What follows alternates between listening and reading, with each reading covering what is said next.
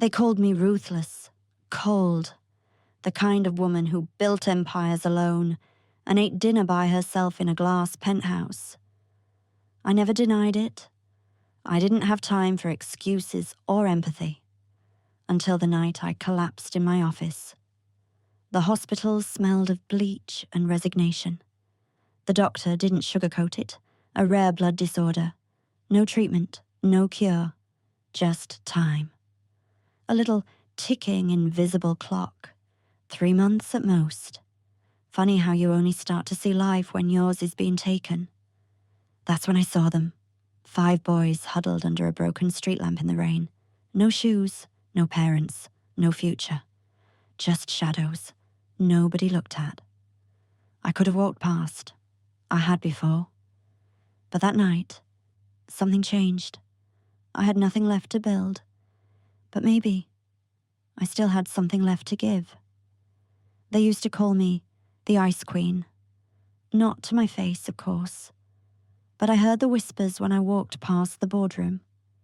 My heels hit marble like a war drum, and people moved. I built my company from scratch. No investors, no shortcuts, just grit and sleepless years. Success tasted like steel, sharp, cold, and lonely. And I liked it that way, until my body betrayed me. It started with fatigue I couldn't explain. Then dizzy spells, bruises I couldn't remember getting.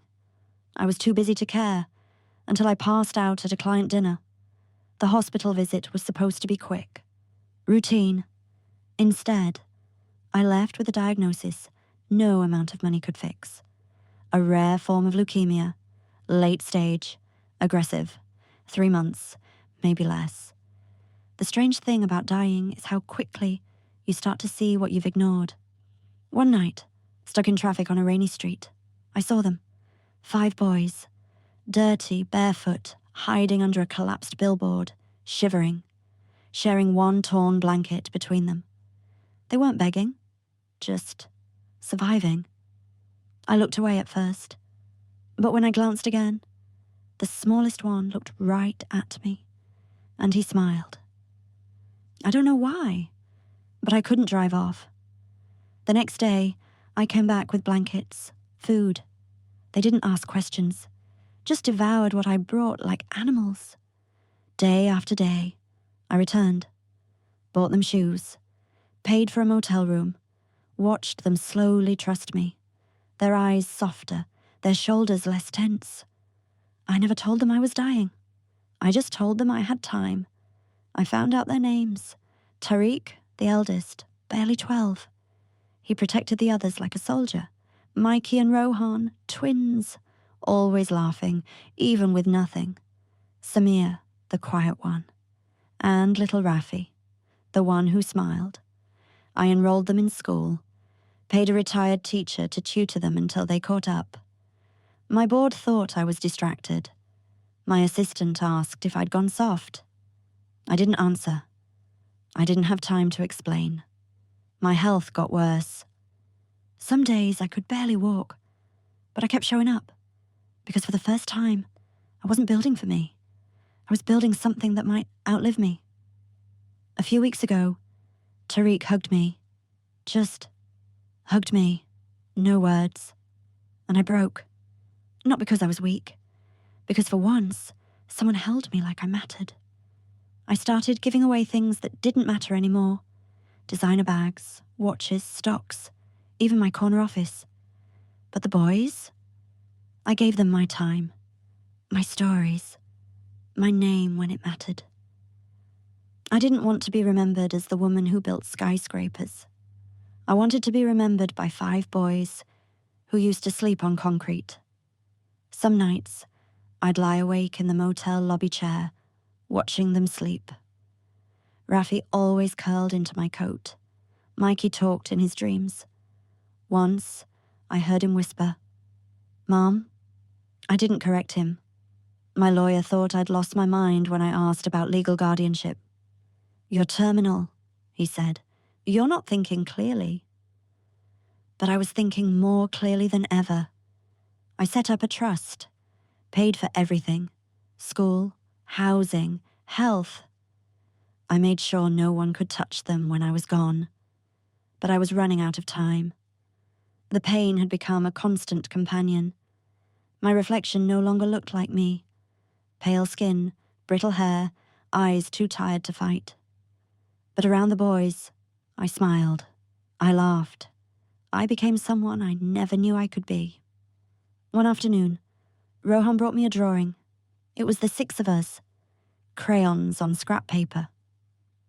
He pointed to the stick figure with a bun and a briefcase. "That's you," he said proudly. "But you're not scary anymore." It hit me harder than the diagnosis. I'd spent my whole life being respected, feared even, but I'd never been loved. One Sunday, I took them to the beach. They'd never seen the ocean.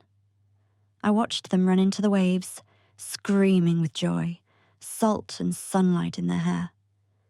I stood at the edge, letting the water kiss my feet, breathing in the life I never knew I needed. Tariq came back and stood beside me. "Are you okay?"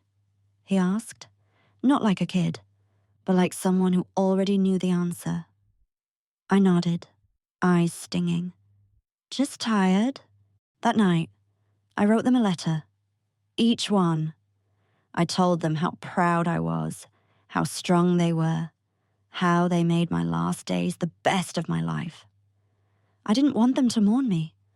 I wanted them to live, boldly, kindly, unapologetically, because I hadn't saved them. They had saved me. The pain became unbearable that last week. I couldn't hide it anymore. The boys noticed when I stopped showing up every morning. Tariq called the motel phone over and over. I let it ring. I wasn't afraid of dying, not anymore, but I was terrified of them seeing it. Still, I knew I had to say goodbye. On a rainy Thursday, I asked the driver to take me to the old bookstore where we used to sit and read. I wore my best coat, fixed my hair, even painted my lips. I didn't want them to remember me as sick. I wanted to look strong, whole. They came running when they saw me. Rafi jumped into my arms like nothing had changed. But the others, they looked at me differently, like they already knew. We didn't talk about the illness. We read, ate pastries, laughed. At one point, I looked around that table and realized this was family. Not the kind you're born into, the kind you choose, the kind that chooses you back. Before I left, I gave Tariq an envelope. "Open it later," I said. That night, I didn't sleep. The next morning, I didn't wake up. But they say when Tariq opened the envelope, he cried. Inside was everything I wanted them to have.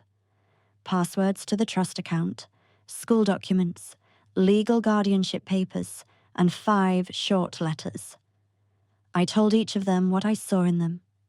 Tariq, the protector. Rohan and Mikey, the joybringers. Samir, the quiet thinker. And Rafi, my little beam of light. They buried me in a simple plot near the park. No marble, no statues, just grass, sky, and a small stone that read, "She lived loud. She left softly. She loved, finally." They came every week, for a while, then once a month, then only on my birthday. And that's exactly how it should be. They grew, they healed, they studied hard, fell in love, failed, and tried again. Rafi became a teacher, Mikey a chef. Samir wrote a book, Rohan ran marathons for charity. And Tariq? He built a shelter, for kids just like they were. He named it after me, the House of Elise. They say it's always full, of laughter, of music, of second chances. And every now and then, when the sun hits the windows just right, someone swears they see a woman in a long coat watching from the gate, smiling. If this story moved you even a little, share it with someone who still believes in second chances. And remember, sometimes love doesn't shout. It simply shows up and stays.